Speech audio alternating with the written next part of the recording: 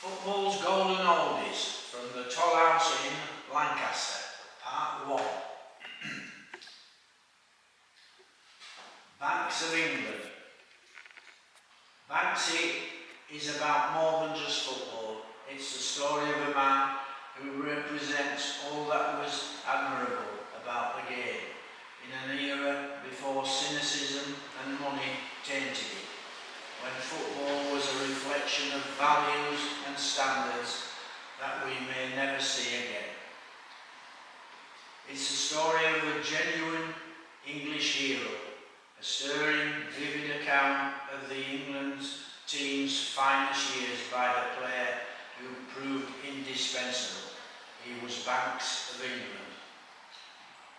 Gordon Banks played his first game for England in 1963, his 73rd in 1972, and during his reign, England became masters of the world. For 10 years, Gordon Banks was not only England's number one, but was acknowledged to be the best keeper in the world, perhaps the best there has ever been. Even the incomparable goal scorer Jimmy Greaves said, "With Gordon, I used to ask myself, how can I beat this man?" Gordon remembers the start of it all. This well-worn photograph is one of my prized possessions, my first team photo at 13 years of age, when I was a goalkeeper for Tinsley County Secondary Modern School, imagining myself as Bert Trautmann, the German prisoner of war who was imprisoned at Beela River near Milnthorpe, or Bert Williams, the Walsall kid mentored by Harry Hibbs, who became so influential in the success of Wolverhampton Wanderers. The boy next to the teacher on the back row is none other than David Bronco Lane, who would eventually get banned from football for match fixing. New business. The family ate well, but money was tight, and Gordon wore clogs to go to school that his father had fixed steel bars across the soles to make them last longer. When Gordon was about 11, his father bought 2 decrepit lorries to set up his own haulage business, but it soon folded as the lorries were always breaking down. But undaunted, he decided to launch a new business, one that he knew plenty about: gambling. For years, he had run an illegal book on horse racing, and knowing steel workers like a flutter, he thought he was onto a good thing by opening his own betting shop, and he wasn't wrong. The family moved from Tinsley to Catcliffe, a mining village on the Sheffield-Rotherham border. The new house adjoined a series of arches, one of which was ideal for Dad's flapper betting shop. The business did well. Their increased standard of living more than compensated for the odd court appearance and a £40 fine. The local bobby was a drinking pal of Gordon's dad, so they received plenty of warning when a raid was imminent. The bobby, in return, received a Christmas turkey and a bottle of whiskey, which Dad mysteriously found in the shop each year, and which, of course, had to be taken in as lost property. His brother's death. The shop that did so well, however, also brought tragedy to the Banks family. One day in the early 50s, Gordon's elder brother Jack was heading home with the day's taking when he was attacked by 2 robbers. In spite of his disability, they beat him up badly, as well as making off with the takings. Consequently, Jack spent weeks in hospital, but his health deteriorated, and tragically, he died. Gordon remembered it. Jack was a great guy, a loving brother, and all the family were devastated at his passing. Nothing was ever the same again, and for the first time in my life, I experienced the loss of a loved one. I grieved for months, mourned for years, and miss him even now in 2002.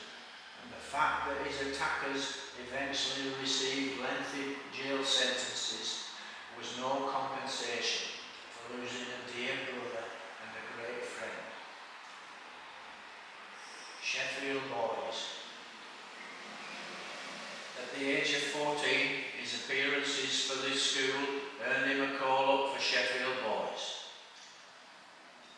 Gordon was thrilled and honoured to represent his city, but his memories of playing for Sheffield Boys were tainted by the fact that he was suddenly dropped with no explanation after 7 games. He simply accepted his lot and concentrated on playing for the school. On leaving school in December 1952, he got a job as a bagger with a local coal merchant. A dirty, hard job, but the physical work served to make his upper body and arms muscular, which was a great advantage for a goalkeeper. He was watching Millsport and the trainer said, "Fancy a game, lad, our keeper hasn't turned up." Spotted by a scout. Gordon gave up coal bagging to be an apprentice bricklayer with a local building firm, and much of his time was spent odd carrying, which was harder graft than coal bagging, but running up and down ladders strengthened his legs, and although in his mid-teens he was no gangly youth. He didn't recognise the man in the overcoat watching Millsport from the touchline until, after the game, he introduced himself as a scout from Chesterfield. The scout was prepared to give Banks a run in Chesterfield's youth team, and if he played well in the remaining 6 games of the season, he might be offered terms. After playing the 6 games, he was asked to report for pre-season training in July 1953, and Ted Davison, the manager, offered him a contract as a part-time professional player, training on Tuesdays and Thursday evenings for wages of £3 a week. His performances for the youth team earned him a promotion to the A team, then the reserves, where the reality of Central League football woke him up with a bump. In season 54-55, they finished bottom of the league with just 3 wins. Gordon conceded 122 goals, an average of 3 every game. Getting noticed. Gordon's enthusiasm never wavered, and every week he would face a hero of his like when they played Leeds United, who had John Charles recovering from an injury in the team. John Charles, who was a class act all of his playing days, knowing that Gordon had played only a handful of reserve games, approached him as the players took to the field and said, "Now, don't you worry, son. You do your best out here today. I won't hurt you, and I won't go with you for a ball with my arms flailing. So enjoy yourself and do your best for your club." Chesterfield lost the game 5-0, with John Charles scoring 3, and the 16-year-old Banks said John played it fair and he played it straight, in keeping with his tremendous sense of sportsmanship. On another occasion, following a 7-goal defeat at Wolves, Gordon was soaking his aches and bruises in the Molyneux plunge bath when a Chesterfield director emerged through the steam with a Wolves director who said to Gordon, "I just had to come and offer my congratulations, and although you let in 7, without you it would have been double figures. That was as good a performance in goal as I've seen in many a year. Take heart from that." Gordon took it to heart.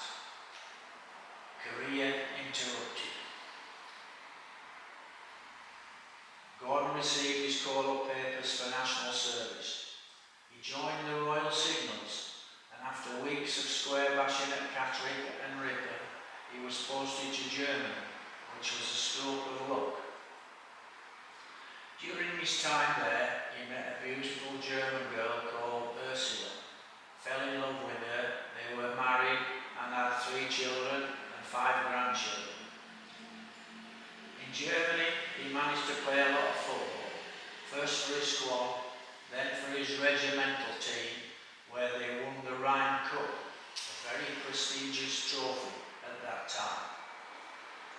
Chesterfield kept an eye on him in Germany because when he was demobbed, they invited him back where manager Ted Davison had a surprise waiting for him, a contract as a full-time professional, which he signed without hesitation. His dream had come true.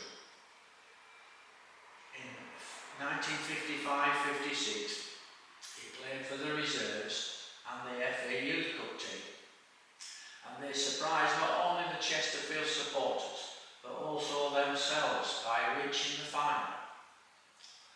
Their opponents would be the holders, Manchester United, who included in their team Wilf McGuinness, Alec Dawson, and the blonde-haired lad on the left wing who possessed a humdinger of a shot, Bobby Charlton.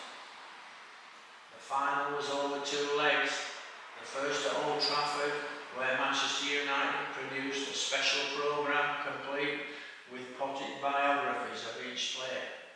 Gordon said he had been spotted playing for a works team on Tinsley Recreation. The final.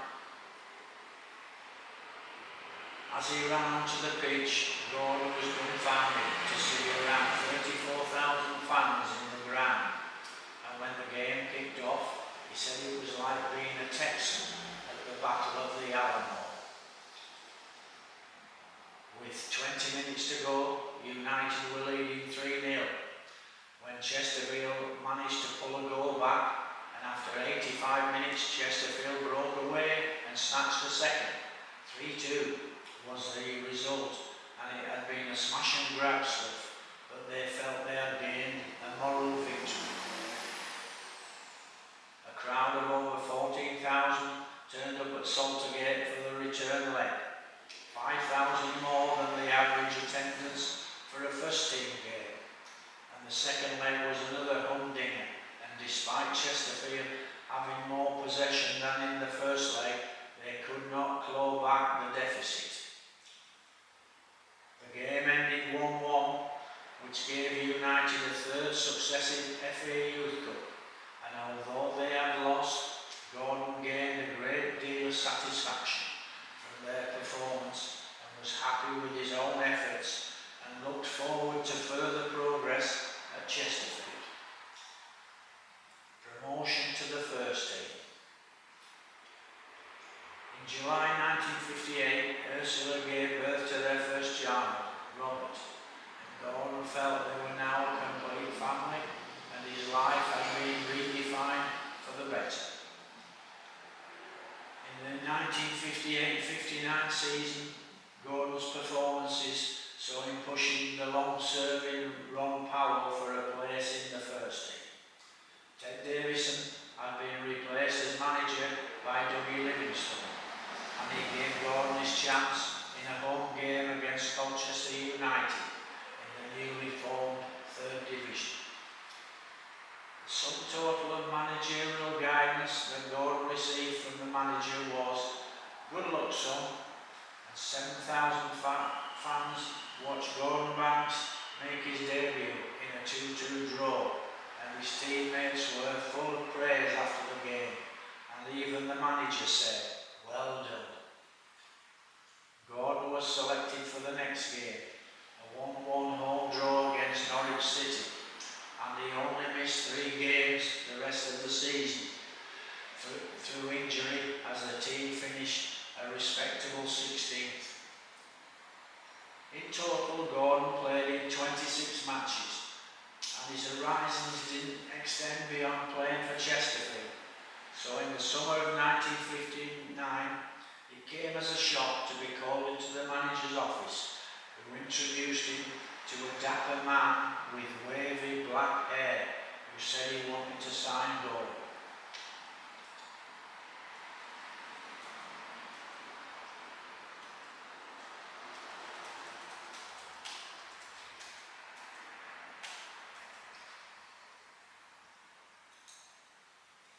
The man was Matt Gillies, the manager of First Division Leicester City, and Chesterfield were strapped for cash, so couldn't turn down the £7,000 transfer fee. Dougie Livingstone said to Gordon, "It's up to you whether you sign for Leicester. Here's a pen." Gordon signed.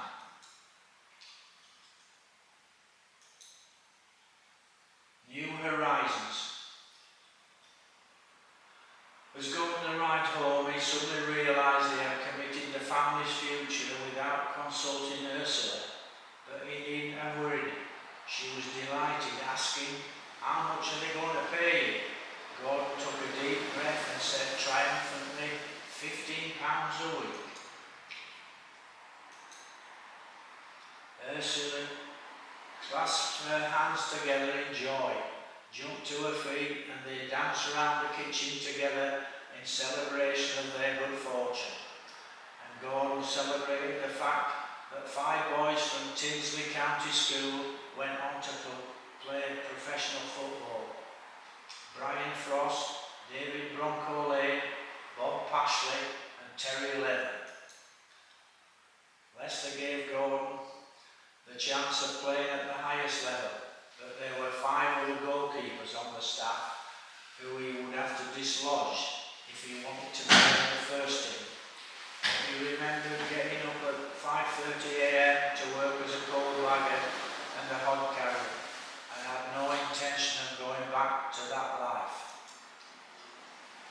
On the Friday morning before the 1959-60 season, after training, everybody headed to the club notice board to find out the teams for the opening day of the season, and his spirits soared when he saw he was in the reserve team at home to Southend. So he came to Leicester as the 6th keeper, and after pre-season he was now number 2. Gordon kept a clean sheet in a 0-0 draw with Southend and also in a 4-0 win at West Ham. There followed a 5-2 win against Bristol City before a 2-0 defeat to Chelsea.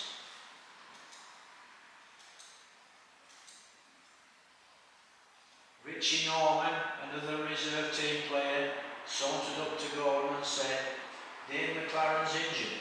You should go to see who Mr. Gillies has picked in goal."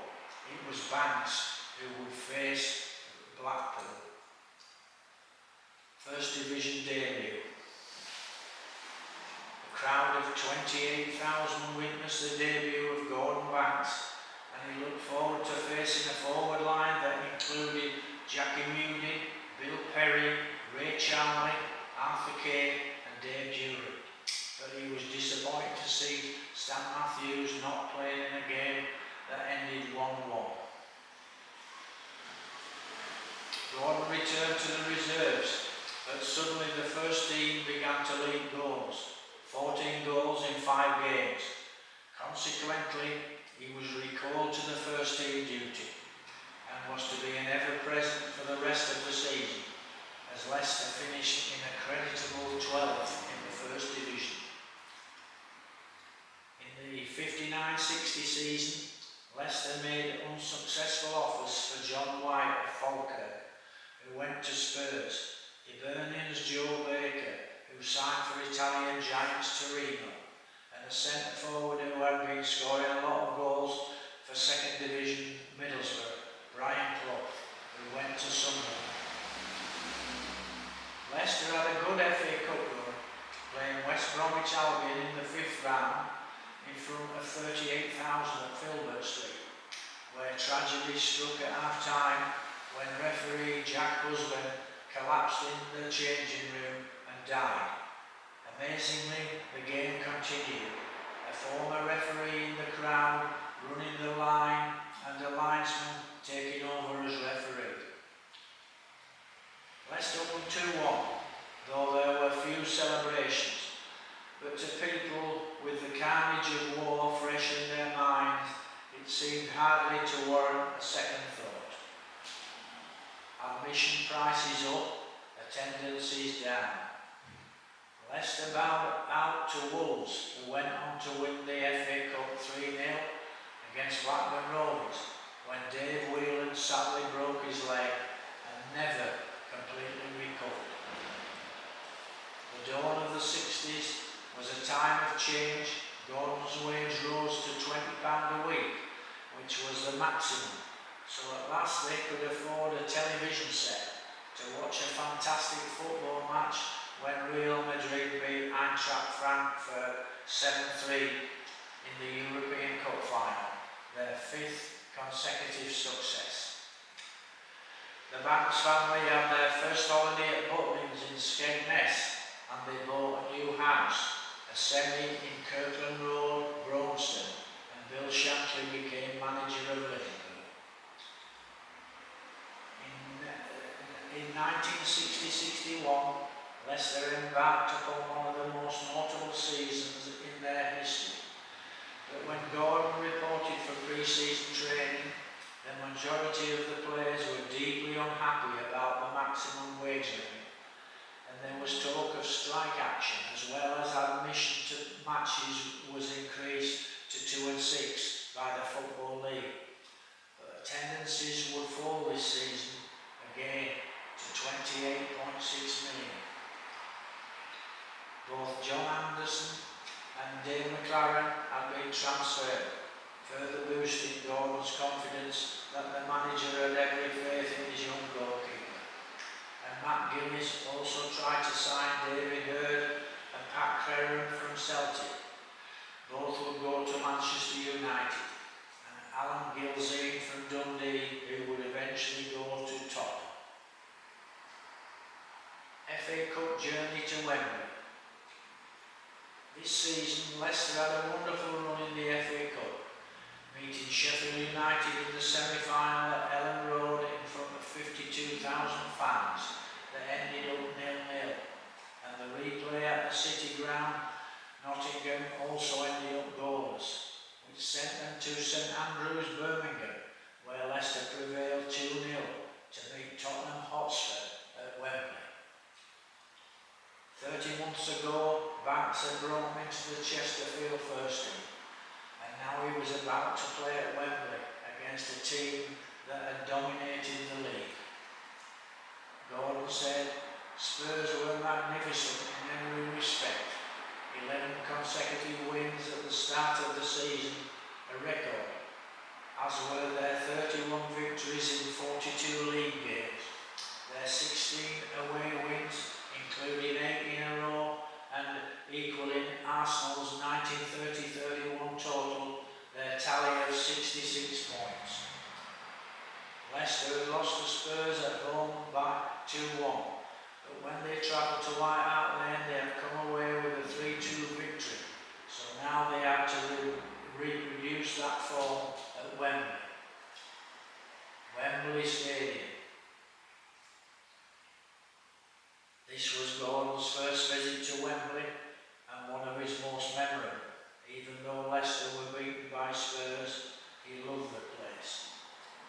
It was an historic match because Spurs skipper Danny Blanchflower, with the ball at his feet, led his magnificent team to the first League and Cup double of the century. Managers Bill Nicholson and Matt Gillies were each leading a team out at Wembley for the first time.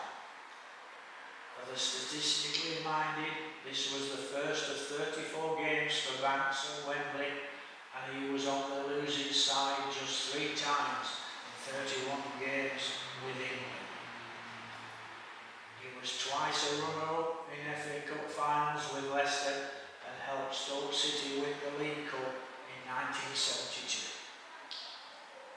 Matt Gillies makes a terrible decision.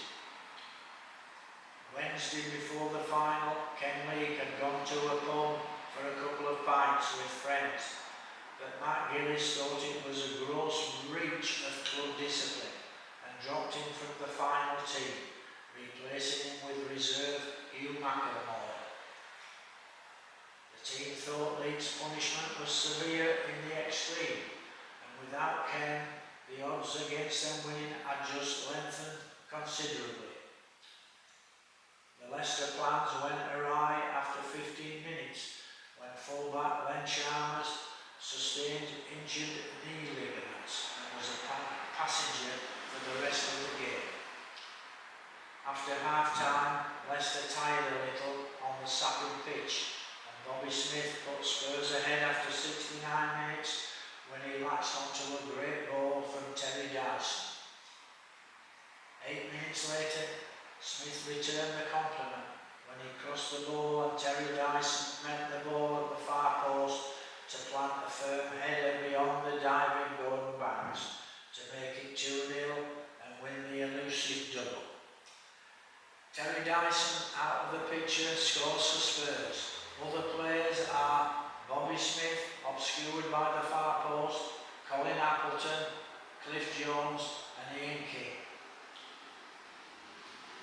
Gillies insisted that Leake had been dropped for lack of form, but Banks didn't believe that for a second, and he was sure that the board meeting minute book would back up his opinion, were it not for the fact that the relevant pages have rather surprisingly gone missing. 1960-61 was a watershed for professional footballers. The maximum wage had long been a bone of contention in the game, allowing clubs to hold on to world-class players for the duration of their careers.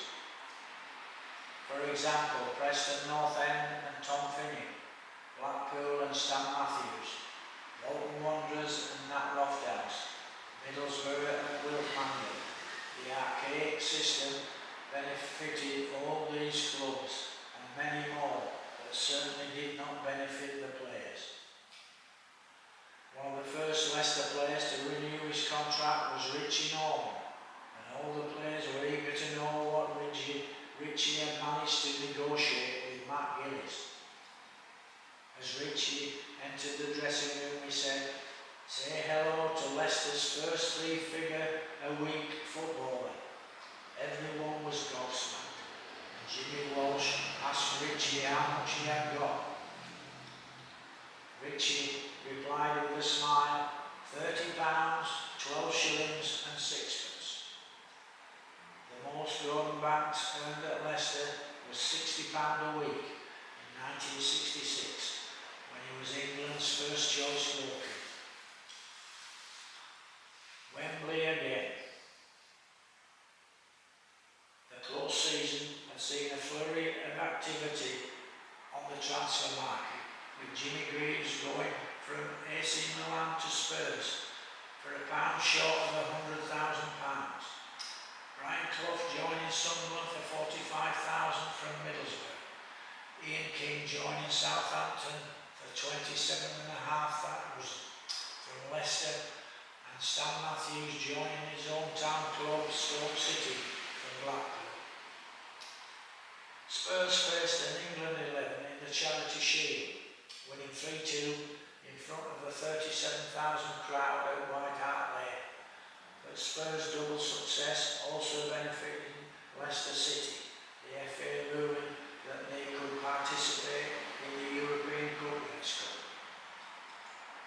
In the first round they played Glenavon from Northern Ireland, going through 7-2 on aggregate.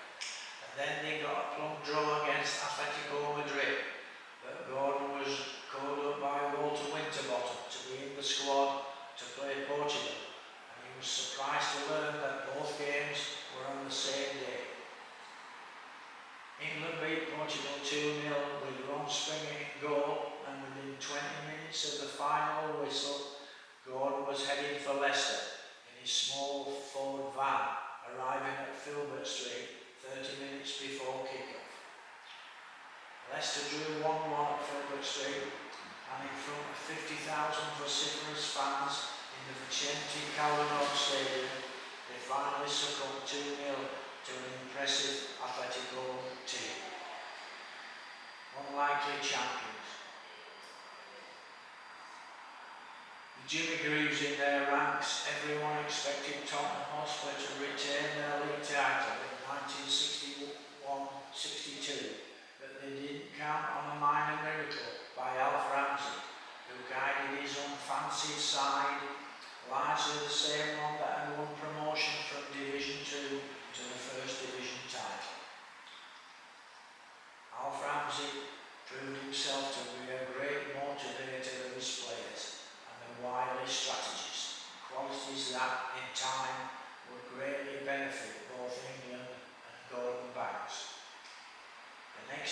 1963 was a remarkable one, both for Banks and historically, as it was the year of the Cuban Missile Crisis.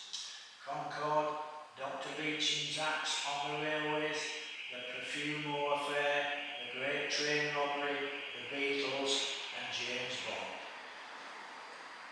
Before it was over, Banks would be in the running for the League and Cup double, make his debut for England and then would face the best international side in the world. Leicester's chief scout, Bert Johnson, completed his FA coaching course at Lilleshall and was appointed first team coach, and his input had an immediate effect as they worked on dead ball situations, the offside trap and game plans. They weren't affected too much by the big freeze, and on April 8th, a 1-1 draw at Blackpool saw Leicester City at the top of Division 1 for the first time since 1927, as well as an FA Cup semi-final against Liverpool on the horizon.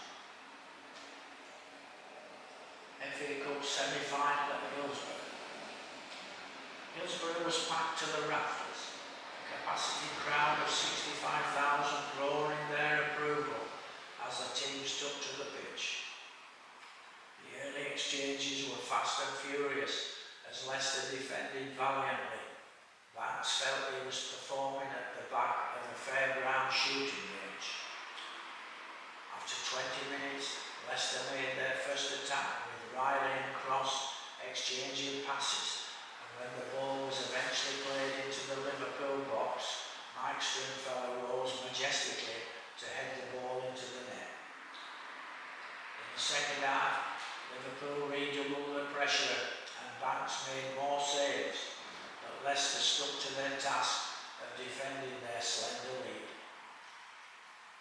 In the dying seconds, Liverpool won a free kick just outside the box.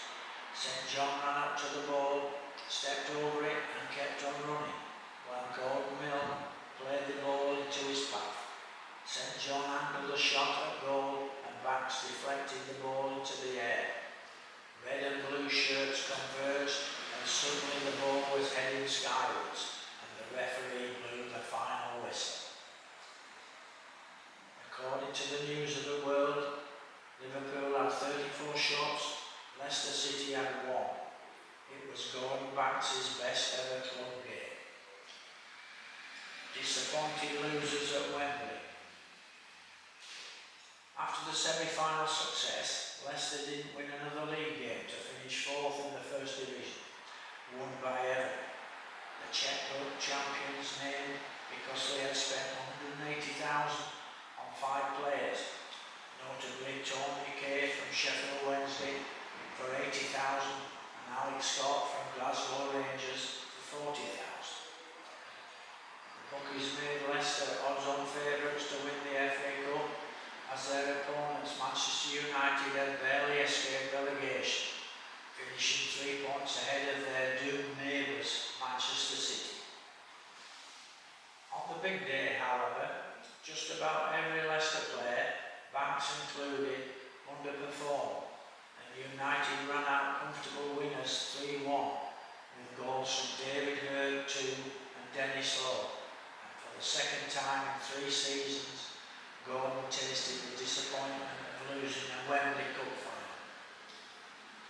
The club's postman's banquet was again at the Dorchester on Park Lane, and as before was a low-key affair, with the disappointment being greater than 2 years previously. Then they had been the valiant losers of an unequal struggle, but this time everybody expected a Leicester victory. They had all played so badly on their big day that nobody could explain why. As the Leicester skipper, Colin Appleton, said at the dinner, "We learned an important lesson today, lads, but for the life of me, I don't know what it is." Banks wasn't lucky, he worked hard. Since joining Leicester, Banks had made a concerted effort to study goalkeeping, put in many hours of work after training, on Sundays, when he was joined by Frank McClintock and David Gibson, and after countless weeks his positional play improved by leaps and bounds. Bert Johnson was first aid coach and welcomed Gordon's request for extra training after normal training, and soon half a dozen first team lads were joining Banks. Gordon studied the styles of other goalkeepers, learned from them, devised his own training schedules, and kept working. It paid dividends as in 1963 Alf Ramsey selected him for the full England team. Alf gave debuts to 3 players at Wembley to play Scotland, a fixture in the now defunct Home International Championship. Gordon Banks was one plus the Liverpool pair of Jerry Byrne and Jimmy Melia. Wembley was filled to capacity with 100,000. The majority seemed to be shouting for the old enemy, and as they walked out, Jimmy Greaves turned to Gordon and said, "I knew they had rebuilt this place, but I didn't know they'd shifted up to bloody Glasgow." This game turned out to be a Jim Baxter masterclass, as with John White and Dave Mackay of Spurs, they controlled the game from the start, and even with the Scots losing Eric Caldo with a broken leg after 5 minutes. Jimmy Armfield passed the ball along the edge of his own penalty area. Baxter intercepted and England were 1 down, and when Flowers fouled Henderson, Baxter stepped up and dispatched the penalty. Douglas reduced the arrears in the second half, but England were well beat 2-1. Wembley again. A month later, in May 1963, Banks was picked to play against Brazil, who were unbeaten on their tour of Europe, and Alf had watched them and he warned Gordon to be on his toes whenever Brazil had a free kick outside the penalty area, telling him they had fantastic strikers on the ball, Gordon, and can bend and swerve either way. Pelé was injured, so mindful of Alf's words, Gordon was on his toes when Brazil were awarded a free kick after 20 minutes. Pepe sprinted up to the ball and with tremendous power sliced his left foot across the ball, cutting through the air at such a trajectory, flying over the wall of defenders, heading for the left side of the goal. Banks moved to his left, only for the ball to veer to his right and into the net. Gordon couldn't believe that anyone could make a ball move so much in the air. At half-time, Alf was not best pleased. "I warned you about their free kicks, be on your toes," but Gordon made up for it in the second half, saving from Coutinho, Amarildo, Doval and Alvia. And as time wore on, England began to assert themselves, and in the 85th minute, Brian Douglas latched onto a great through ball from Bobby Charlton and calmly beat Gilman. On his third appearance at Wembley, Gordon finally left the pitch without the taste of defeat in his mouth, and Alf Ramsey, in his third game as England manager, had gained a highly creditable draw against the best in the world. His performances for Leicester and England led to a number of clubs asking about his availability.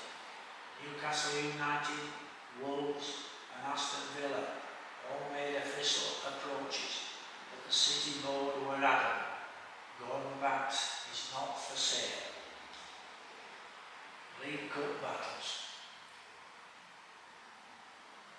The 1963-64 season began with Leicester's league form being up and down, but a new challenge was on the horizon, the League Cup, which would never possess the vulnerability of his big brother, the FA Cup.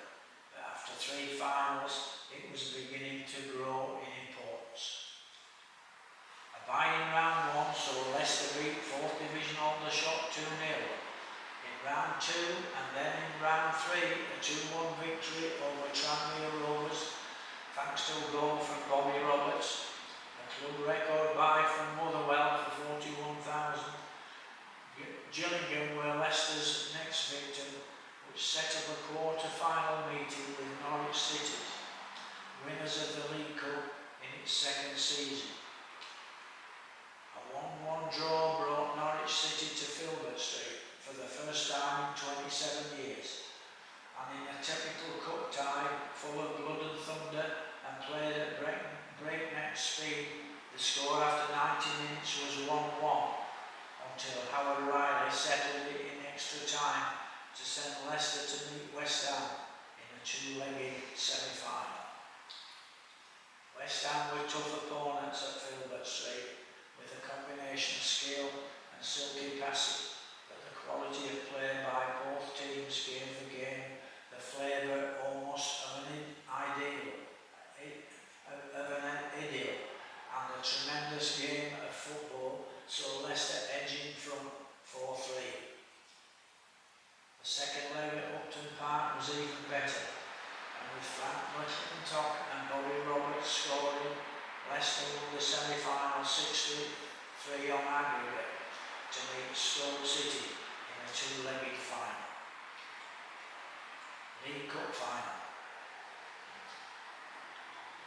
First leg at the Victoria Ground and a wet pitch was made even worse when Stoke manager Tony Waddington persuaded the local fire brigade to water the pitch on the morning of the game.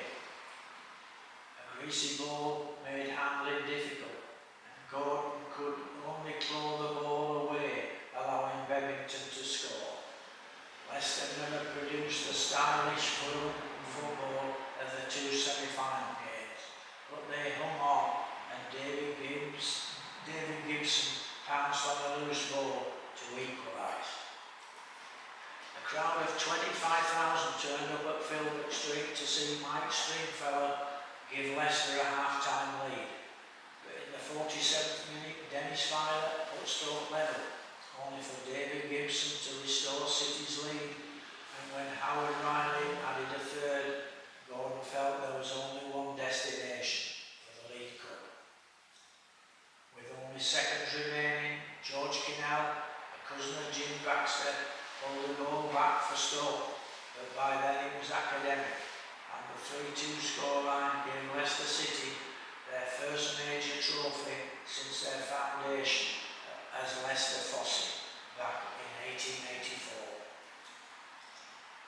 It was an odd-looking trophy with 3 handles taking the form of serpents, no lid nor a plinth, and for winning the League Cup, each player received an inscribed tankard rather than a medal, which Gordon found a little disappointing, but he was delighted for the club and its supporters. England versus the rest of the world, European players only. Gordon's international career really took off during the season, as he became England's regular keeper, and he was picked to play against the rest of the world at Wembley for the FA's centenary celebrations. Jimmy Greaves was close to scoring for England several times in the first half, but failed due to brilliant saves by Len Yashin, who was known as the Black Octopus, a hero of Gordon Banks. In the second half, when Yashin was replaced by Milutin Soski, Greaves assisted Terry Payne to score in the 66th minute before Dennis Law equalised 16 minutes later, but Greaves brought England a last-minute victory. Jimmy Greaves had one of the best games of his career and was considered as the best player of the match, while Yashin's saves greatly contributed to his reputation as the world's best goalkeeper and earned him the Ballon d'Or 2 months later. Port Vale had watched the game at Wembley and were then held up in a traffic jam on the way to Elm Park to play Reading, arriving 45 minutes late that evening. New season, wage problems. Albert Street for the 1964-65 season, and the club's wage structure was still a major bone of contention. McClintock put in a transfer request. Other players refused to accept terms they were offered. Banks was offered £40 a week. Southampton in the second division paid their players a basic wage of £45. Even fourth division Bradford Park Avenue players could earn £40 a week with bonuses. The matter was finally resolved in December when Leicester offered Gordon £60 a week, which he accepted immediately, but he said they should have done this much sooner. Leicester received £80,000 from Arsenal for McClintock, but manager Matt Gillies had no success in trying to buy Colin Bell from Bury, Martin Chivers from Southampton, and Francis Lee from Bow. The penultimate game of the season was at White Hart Lane, and after 80 minutes, Spurs were leading 5-2 when they were awarded a penalty. So Gordon went to rub his hands on the long grass. He never wore gloves until 1970. As he was bending down with his back to play, Jimmy Greaves, never game for a laugh, dinked the ball towards goal. Gordon turned and started laughing when Jimmy walked to retrieve the ball so he could take the penalty properly. When, to the amazement of everyone, the referee blew his whistle to signal a goal. Gordon was furious and raced after the referee as all the Spurs players and supporters fell about laughing. The referee said to Gordon, "Play the advantage, best law in football. It allows you to ignore all the others for the good of the game." The joke was definitely on Gordon Banks. World Cup year. There were two things that Alf Ramsey wouldn't tolerate in his players: indiscipline and complacency. He had proved himself a genius by taking Ipswich to the pinnacle of the game, the First Division Championship. But now the biggest prize in world football was on the horizon, and you could bet that Alf had a plan. The England team had assembled immediately after the season ended in a Lancaster Gate hotel, having a couple of days to kill before leaving for Portugal. But Alf's rules didn't permit them to leave the hotel. Jimmy Greaves and Bobby Moore knocked on Gordon's door to say that some of the lads were going for a quick pint. So the three of them picked up Johnny Byrne, George Easton, Ray Wilson and Bobby Charlton to go to a quiet pub just along the road. Closing time came and went, but Jimmy Greaves knew a little club just down the road, and it was after 1 o'clock in the morning when they sheepishly slipped away to their respective rooms at the hotel. On entering his room, Gordon knew immediately he was in deep trouble, as there on his pillow was his passport. But Alf didn't mention the incident until after the final training session in Lisbon. As the session ended, Alf said, "I believe there are 7 amongst you who would like to remain for a chat with me. Is there not? If I had enough players with me, not one of you would be playing against Portugal. Consider this a shot across your bows. We are here to do a job for your country, and so am I. I look forward to the game against Portugal in the knowledge that what happened the other night will never be repeated." Gordon said, "We knew our international careers would be finished if we overstepped the mark again, and even though I played well in Lisbon, where we won 4-3, I'll still drop me for the next game against the Republic of Ireland." Group matches.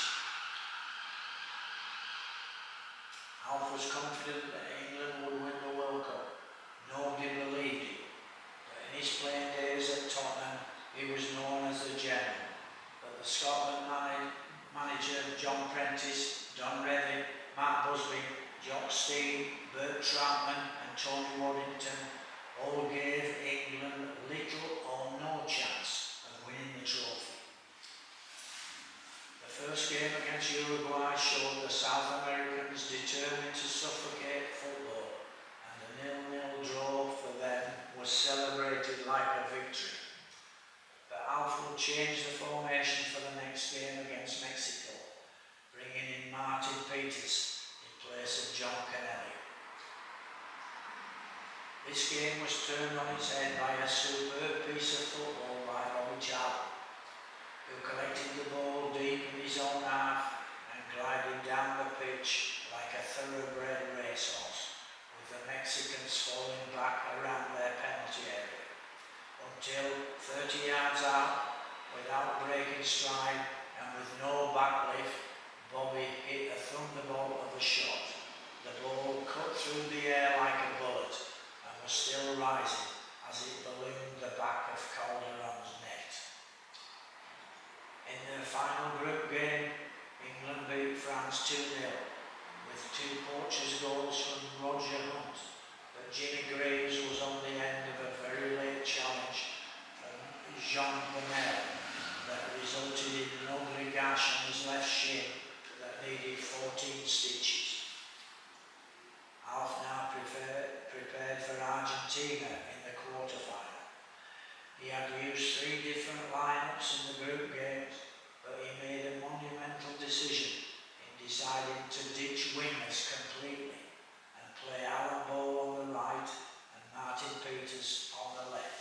A stroke of genius. A disgraceful game. A few minutes into the game, Alan Ball was cynically felled by Silvio Marzolini. The tone of the match had been set, and body checking and cynical fouls continued with the referee correct line filling his notebook with Argentinian names until in the 35th minute he decided that the unofficial referee, Antonio Latin, who had disputed every booking and decision, had to go. As everyone knows, Ratton refused to leave the pitch, but after about 10 minutes the game restarted with Ratton hurling insults from the sidelines. This continued until 13 minutes from time, when Martin Peters crossed the ball and Jeff Hurst, with a deft flick of his head, put England into the semi-final. In the time-honoured tradition, George Cohen tried to exchange his shirt with the Argentinian number 11, but Alf intervened and put a stop to it, saying the behaviour of some players in the competition reminds me of animals. Alf Ramsey was very badly maligned, and following the game, FIFA suspended Ratton for 4 matches, Oniga and Ferrario for 3. The Argentinian FA was fined 1,000 Swiss francs, equivalent to £83. If FIFA thought these punishments were adequate, how wrong they were, and in the years since, FIFA, UEFA and the English Football Association have been found wanting in many areas of the game. Alf fielded an unchanged team against Portugal, who had already earned £1,000 bonus per man, and the Portuguese bank had offered them £750 per man if they reached the final. That's the end of